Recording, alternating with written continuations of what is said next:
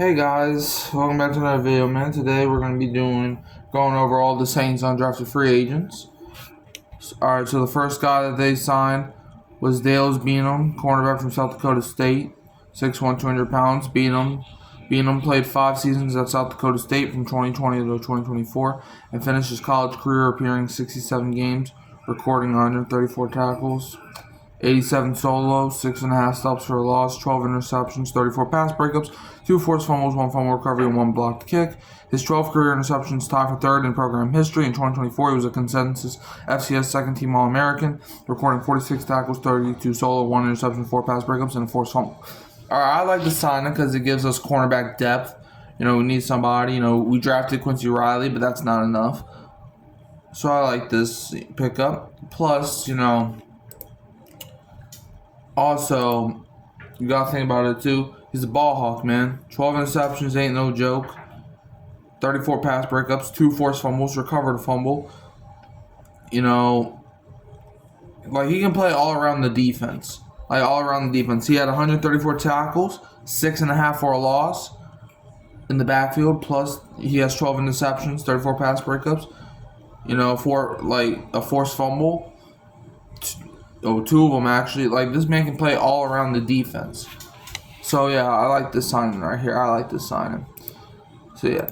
Anyways, the next guy, we signed James Burnip, punter from Alabama, 6'6", 236 pounds. Okay, I don't like this signing because I feel like it was a waste of a signing. Because look, we all know, at least most likely, what's going to happen. Matthew Hayball is probably going to win the punter job because, Matthew Hayball, he started the season shaky, but then he kind of turned it up at the end. Yeah, he kind of did, after he took Lou Hedley's job, which was good because Lou Hedley was awful.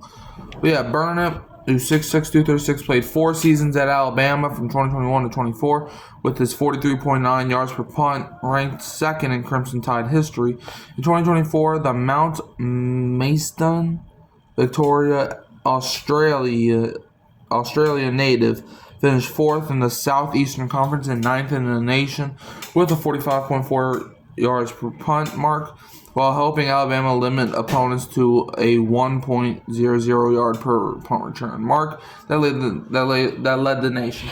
Look, he's a solid punter, but I feel like, did we even sign? Okay, well, we signed a couple receivers, but still, it's like, bro, I don't get the signing because, we all know Matthew Hayball is most likely going to win the job. But, it's nice to see him try because I want guys that can try. So, yeah, maybe, you never know. Next guy, they signed Jasheem Davis, edge from Wake Forest, 6'3", 270. He was a 5-year letterman at Wake Forest who finished his college career ranked 3rd in social annals with 25.5 total sacks and 2nd in career tackles for loss with 51. As a senior in 2024, the Snellville, Georgia native started all 10 games he played in. He started all 10 games he played in and finished with 33 tackles, 17 solos, 11.5 stops for a loss, 5.5 sacks, and 6 quarterback hurries and 1 forced fumble. Look, I love the sign because Jasheem Davis, I've heard about him before. He's a nasty fella. He just screams business to me. I couldn't be more happier with the signing because, we need edge help. And I think that's great depth, because if it works out, cool. If it doesn't, then it's all right. He was undrafted for a reason. But still. Next guy, we signed Elliot Davison, safety from UTSA. He's 6 feet, 190 pounds. Davison finished a 5-year college career at Incarnate Ward from 2020 to 2022 and UTSA 2023 to 24. The Tyler, Texas native played in 58 career games with 41 starts, recording 233 tackles, 5 stops for a loss, 1 forced fumble, 1 fumble recovery, 10 interceptions, and 21 pass breakups. In 2024, he started all 13 games for the Road Runners and registered 58 tackles, 45 solo, 4 pass breakups, and a fumble recovery. Alright, now here, I don't really like this signing because I feel like we have good safeties now. We don't have to just keep adding safety room. I think he could be a cool guy. He's probably not going to play his rookie year. I mean, it could work out. It could. Will it, though? That's the big question. All right, next guy the Saints signed was Moochie Dixon, wide receiver out of SMU, 6 feet, 187 pounds. Dixon is a Carthage, Texas native who played the last 3 seasons at SMU from 2022 to 24. After starting his college career at the University of Texas 2020 to 21, in 40 games for the Mustangs, he made 74 receptions for 1,205 yards with 8 touchdowns. In 2024, Dixon played in 13 games with 8 starts and recorded 21 receptions for 386 yards, 18.4 average with an 87-yard touchdown. I like the signing because, like I said, we needed receiver help. We didn't draft one, but hey, he was undrafted, so we picked him up. Moochie Dixon, I do like, because, like, he's a big play guy, all right? He may not be the biggest guy on the field, but as it says, he had an 87-yard touchdown. Like, this guy can get open. This guy can run around the defense by himself. So I love the signing. He would probably be under Chris Olave, Shaheed, Cooks, and Bub Means. So he might be our 5th guy.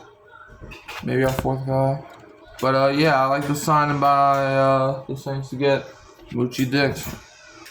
Next up, the New Orleans Saints signed Easton Kitty, tackle from Kansas State, 6'6", 307 pounds. He played the first 4 years of his college career in North Dakota from 2020 to 23 before finishing at Kansas State in 2024, playing in 51 career games with 50 starts at both tackle and guard positions. In 2024, the Stratford, Wisconsin native opened all 13 games at left tackle and was an all Big 12 second team selection by conference coaches. All right, now look, I like the depth, but I feel like we could have drafted another tackle in the 6th round. I mean, the signing ain't bad, but I feel like Easton Kitty, he's 6'6", which is, if for tackles, if that was a guard, that would have been alright. But like Easton Kitty, or is that, no, it's Kilty. Alright, so Easton Kilty. I mean, it's okay. I mean, I don't see him getting a lot of playing time. He just gives me Badges IE's room vibes. But yeah, but hey, what's his name again? Easton Kilty. Welcome to the team, I guess. Alright, next up, the New Orleans Saints signed Tyreme Powell, linebacker from Rutgers, 6'5", 252. He is a Vineland, New Jersey native who was a 4-year letterman at Rutgers and played in 43 games, recording 201 tackles, 11.5 stops for a loss, 5 sacks, 1 interception, 9 pass breakups, 2 forced fumbles, and a career in 1 fumble recovery. In 2024, he made 10 starts as a senior for the Scarlet Knights and logged 57 tackles, 29 solo, 3.5 stops for a loss, 1 forced fumble, and 2 pass breakups, earning honorable mention all Big Ten honors. Now, look, I love the signing, man. I love this linebacker more than the linebacker that we drafted. Because, like, a linebacker getting 5 sacks is not, like, it can happen. But, like, in college, that's pretty good. 2 forced fumbles means he can make a play on the defense. 9 pass breakups for a linebacker, once again, is great. Look, I love this signing. And, so yeah, welcome to the team, man. I think he can be a real wrecking ball. Next up, the New Orleans Saints signed Torricelli Simpkins III, guard from South Carolina. He's 6'5", 312 pounds. He was a 3-year letterman at North Carolina Central before transferring to South Carolina in 2024.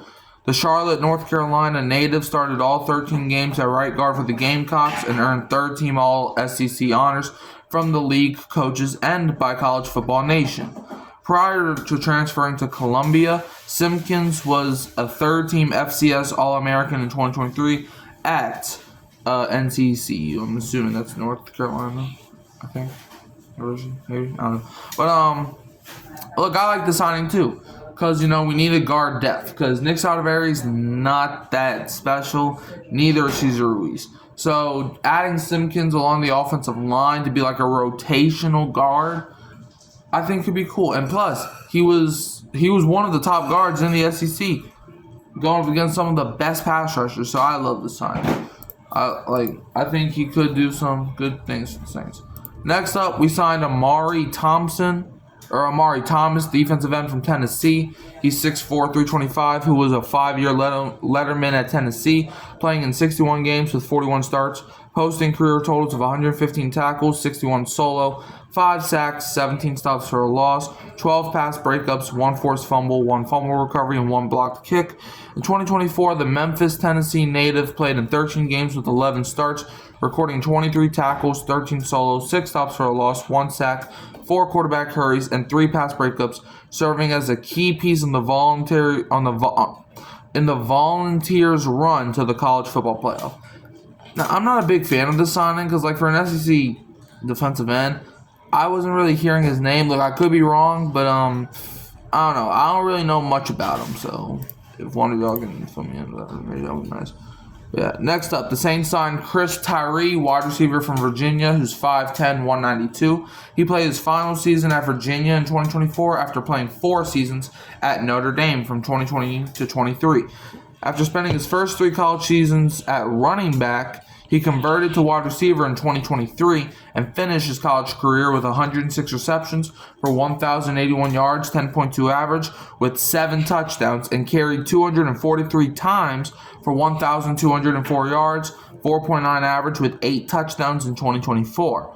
Tyree caught 24 passes for the Cavaliers, had 43 rushing yards, and added 12 kick returns for 141 yards. Look, I love this signing because, like, he had experience at running back, which could prove to be value. And, you know, he's not the biggest guy, which I feel like the Saints need. But, hey, Chris Tyree, he's got speed, man. Like, I've seen him a couple times blow past the defense. Pause. But, yeah, I like the signing, man. Chris Tyree, he also speaks business to me. So, you know, plus he has that running back experience, which, you know, I think could come in handy. Next, the New Orleans Saints, speaking of running back, signed Marcus Yarns, running back from Delaware. He's 5'11", 190. He played in 43 career games for Delaware and finished his college career carrying 365 times for 2,344 yards, 6.4 average with 23 touchdowns. He also caught 64 passes for 812 yards, 12.7 average with 11 touchdowns. In 9 games for the Blue Hens in 2024, the Salisbury MD native carried 133 times for 844 yards, 6.3 average, with 6 touchdowns, and caught 17 passes for 297 yards, 17.5 average, with 5 touchdowns, earning first-team All-Colonial Athletic Association honors. In 2023, Yarns was an FCS third-team All-American when he carried 136 times for 939 yards with 15 touchdowns and finished with 1,250 all-purpose yards with 18 total touchdowns. Now, I'm not a big fan of the signing because it's like, I feel like we have too much running backs now. And there's a saying where, like, you can't have too much of anything, which is a lie, because you can. But, it's like, okay, I mean, he's kind of small, but to be fair, he's taller than Genty, so Genty had a great season. But, hey, we'll just see. But those are the UDFA'S, but also there was 2 more signings that I wanted to cover. Who are the guys? Let me see. Who are the other guys that were signed? There's 2 more guys that weren't UDFA'S. Hold on. Let me see. I know one of them played for the Chargers. Hold up. Hold up, guys. I'm gonna find it. Alright, it was Chris RUMPH. Alright, he was one of the guys. Hold up. Alright, Chris RUMPH signed with the Saints. I like the signing. He has experience. Yeah, I like the signing. Let's see. But yeah, I like the signing, man. Chris Rumph, 6'2", 244. You know, entering his 5th season. Like, he was a 4th round pick by the Chargers a few years ago. He didn't really play last season that much, if at all. But one thing I like about him, he's not too big, but he's not too small for a defensive end. In his career, he's played in 37 games with 39 total tackles, 19 solo, 20 assists, 3 sacks, 1 fumble recovery, and 1 pass defended, and 3.5 stuffs for only 3 stuff yards. So yeah, I like the signing, man. It gives us depth at defensive end, which is what we need. Like, other than secondary, we need defensive end depth, which I love. And I think we have defensive end depth now. I think we did the right thing this past offseason. The Saints also waived Ben DINUCCI, who was a quarterback. Look, I don't like this signing because I think highly of Ben DINUCCI.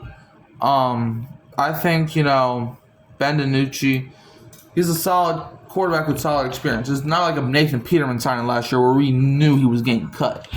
Like, Ben DINUCCI, I actually liked him, especially with the Cowboys.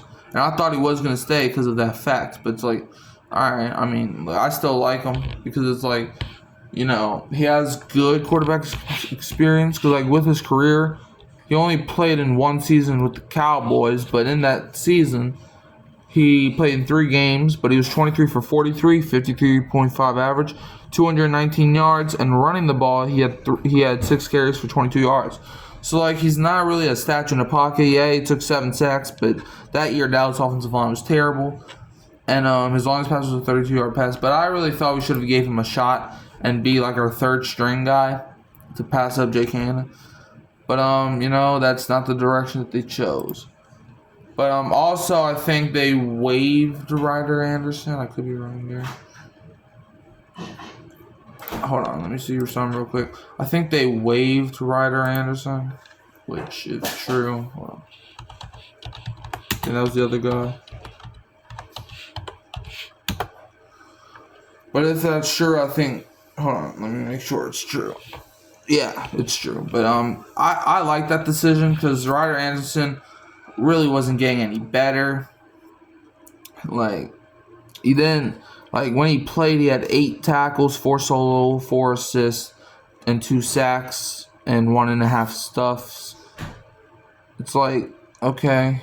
So yeah, I like that move. I wasn't really a big fan of him. But that's everything the Saints did over the past couple of weeks. Or really just 1 week. But don't forget to like, subscribe, share, turn the bell on so you don't miss the upload. You can also find me here at Hurricane Mike, Kyle Phelps, keeping it real. Who Dat Sports Podcast. Who Dat? Don't be a Falcons fan.